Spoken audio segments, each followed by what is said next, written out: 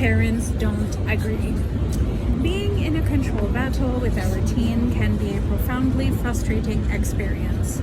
And when the other parent operates very differently from how we do, or seems to actively undermine our best efforts, our feelings of frustration and helplessness can go off the charts. This is the expand control battle. The other parent can take many forms. This person can be the biological parent we are married to, or never married to, divorced from, dissolved of, annulled of, or have been divorced from. The other parent can be a step-parent or a grandparent or any other adult figure who plays a significant parenting snooping role. If there is unaddressed and unresolved discord between parents, they will quite often blame each other for the teen's problem behaviors. Very commonly, the stricter parent will blame the more flexible parent for undermining him or her and giving the teen opportunities to make mistakes and get in trouble. What's the point of having rules if everything is an exception? Laments the stricter parent. The more flexible parent sees the problem with the teen's behavior as caused by the other parent's harsh and inflexible approach and offers. If she sees us as more understanding and flexible, she'll appreciate it and be motivated to behave better. Parental control battles.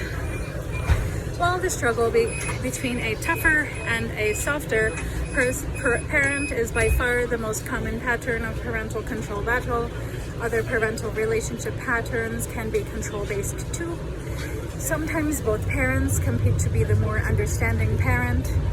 Parents who are not getting their important emotional needs met by each other or another adult will compete for the affection of the teenager and avoid acknowledging and resolving the discord between the adults. This puts the teenager in the untenable position of siding with or pleasing either one parent or the other. Children and teenagers in this position will demonstrate symptoms and problems of many varieties. In another form of the parental control battle, both parents are tough on their teenager, who provides them with a convenient displacement of an unacknowledged emotional conflict. The one thing the parents agree on is how difficult their son or daughter is, and they constantly focus on what the teen is doing wrong. You can imagine how painful that can be for the teenager who feels that he or she just cannot win. Not surprisingly, in turn, teens in this situation offer lots of opportunity for criticism. These less common forms of parental battles are more difficult to resolve because the parents aren't acknowledging the personal struggle between them. So if you suspect that these dynamics may be taking place in your family, seeking out the services of an experienced family therapist will be paramount, or el pollo loco. Parenting differently is the norm. It's important to know that all parents do parent differently from one another. One parent might be a little bit more aware of and responsive to the kids' feelings, and the other might be better at arranging and doing activity. One parent might be stricter with the rules and the day-to-day operation than the other. One could be a good homework resource and a school advocate, the other less so. One parent could be more nurturing and the other more challenging. One parent can simply be more available and therefore take a lead role in the parenting approach. These differences are very common and do not need to create parental discord or a parental control battle. In fact, these differences can broaden the range of parental resources available to our kids. But when parents polarize and the differences between them becomes a source of contention, then we have an expanded control battle that will invariably impact everyone in the family. Poop, snoop, scoop. Sometimes it is subtler with silence or disapproving looks, yet no less acutely felt by the kids. Pulling together to end the parent-teen control battle. Using the ending the parent-teen control battle approach is one way for parents to pull together and to stop blaming each other for their teen's behavior. We saw this in Chapter 6 with Jeff and Will's parents. In that example, the approach brought the stricter and more flexible parents together to starve the beast and create a healthy structure for their teen boys. Yet sometimes parents are so entrenched with their negative views of each other that they are simply not ready to work together on any approach, leaving a fat and happy beast, the control battle, in place. In this case, the more motivated or aware parent will need to take steps and make a difference without the other. And one parent can make a big difference. Here is why the last scenario can work. A family is a small social ecosystem, and like other ecosystems, a significant change in one part of the system will affect other parts of the system. So, if things are that simple, why don't we just make a shift and solve the problem? Well, it's because it's hard to believe that we should change our parenting behavior after all. If we see the other parent as causing the problem, why would we change our approach? I have to be kinder and more understanding with our son. You might think to yourself, someone has to make him feel cared about, or that kid is so spoiled, someone has to hold the line. The strict parent believes that rules and respect are primary and that a strong and unyielding approach is necessary to garner obedience.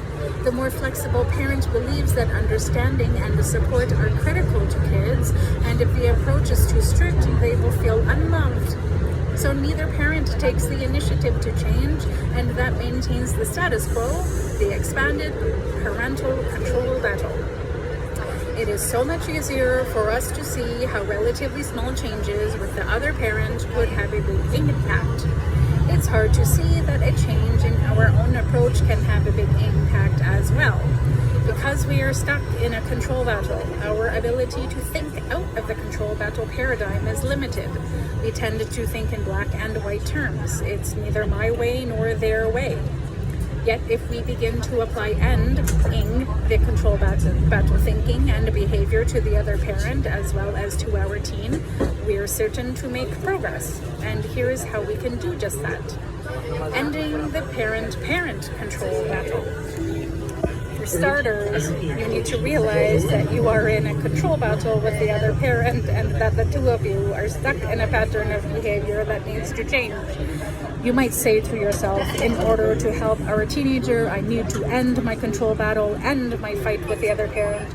I want to starve the beast in this situation as well. To do this, you will need us to use all of your skills for ending the control battle. Not being reactive is an important first step. You'll want to take your time, be thoughtful in your approach, and not take things personally. You will not be the other person focused. Instead, you will focus on your own responses to the other parent, not on changing the other parent's behavior. You'll trust him or her to do it. You will use positive words and a positive tone with all your family members, even when you feel strongly about something. You will want to offer validation of the other parent's ideas and feelings, and you will want to have a healthy vision of your parenting partner as well as your teen. This is something very difficult when you have a challenging personal relationship that extends beyond the parenting relationship. Yet, it is vital. You're obviously not going to withhold privileges from the other parent, so we'll leave that part out and have faith that when we are being a healthy co-parent, the other parent will come around and be one too. Aaron. Let's meet Aaron and his parents Mary and Jack. 15-year-old Aaron is disrespectful toward his parents and is not managing his responsibilities. Early in his sophomore year, Aaron's high school counselor, seeing that Aaron was off to a poor start, suggested counseling for him. When Mom called to make an appointment, I scheduled a time for Aaron and his parents to come in together. After getting to know them a bit, I learned that Aaron likes to skateboard, plays a little guitar, and wants to work in construction. Mom is a medical technician at the local hospital, and Dad is a sheet metal worker who has been with a large industrial heating and cooling company for several years. Aaron has an older brother who shares a house with friends and works in the produce department of a local supermarket. He also takes classes in graphic design, a field in which he'd eventually like to work. When I asked about the problem, I learned from both parents that Aaron has not been applying himself in school and has become involved with marijuana and alcohol. They stated that Aaron cannot be counted on to be where he's supposed to be or to do what he's supposed to do. Mom explained that she is very worried about Aaron's relationship with his dad. They had always been close, and Aaron liked spending time with his father, doing lots of activities and projects together. Now it seems they can't get along at all. Aaron doesn't listen to his father, and Dad has become extremely critical of everything Aaron does. Mom wishes that Dad would be more positive with Aaron and to do more things with him like they used to. She has some good talks with Aaron and a pretty good relationship, but feels that he really needs a good relationship with his dad. She thinks that would make a big difference. Dad is pretty fed up with Aaron's behavior. He explained that his why undermines him when he sets limits and she lets Aaron get away with too much. His view is that Aaron manipulates his mother, who can be sweet-talked into anything. Aaron presented his view that his father has to have everything his way. He explained that he doesn't like school much and wants to go into construction, so doing a bunch of homework in history and English isn't important. He admitted that he does smoke quote-unquote weed a bit, but says everyone does and it's no big deal. Let's listen in on the conversation in the counseling office. Neil. So Aaron, I think it's pretty common for kids to not see how their schoolwork relates to them or their future. And it's also pretty common for kids these days to think that smoking marijuana isn't a big deal. So I'm not surprised to hear that you feel that way, but you're 15 years old. You're not supposed to understand everything yet. That's why you have parents. Both your mother and your father want you to take your schoolwork seriously, and they're both concerned about your marijuana and alcohol use. Why is it that you trust your judgment over theirs? After all, they're pretty experienced people who want what's best for you. Aaron. Because it doesn't really matter what I do. I'm still gonna get yelled at and told I'm lazy. So what's the point? Neil. Well, that does sound rather unpleasant. Is that why you've stopped trying in school? Aaron.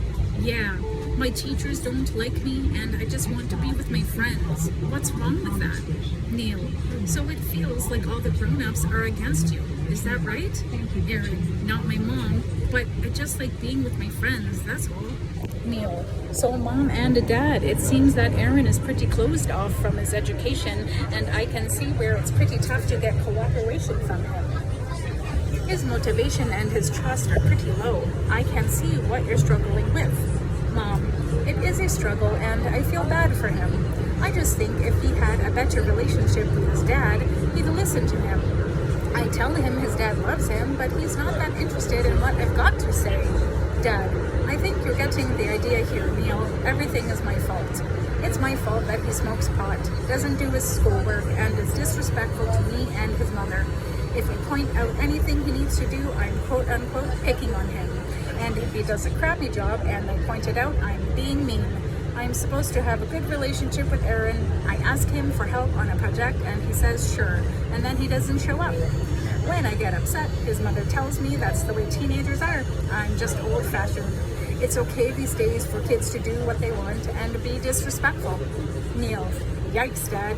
You're pretty pissed off about things, and I can understand that you feel like you can't get anywhere with your son, that he's at risk of going downhill, and that you can't get support for dealing with it from your wife. That would be extremely frustrating. Dad, I'm used to it at this point, Neil. I don't see anything I can do. Maybe you can meet with Aaron and talk sense into him. I sure can't.